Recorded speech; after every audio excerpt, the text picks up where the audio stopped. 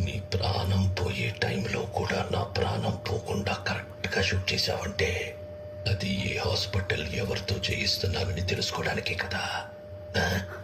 ఒక జీవిని మరో జీవి చంపడం తప్పు కాదు, అదే నేచర్.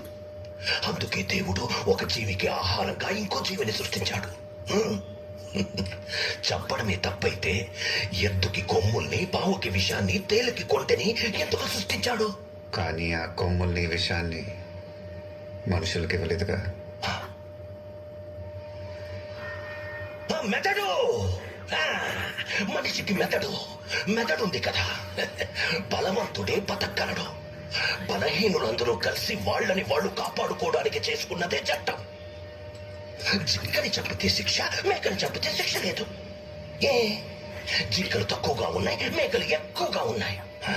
ఎక్కువగా ఉండడం మేకలు తప్ప. ఈ భూమి మీద మేకల కంటే ఎక్కువగా మనుషులున్నారు. వాళ్ళని చంపితే తప్పేంటి?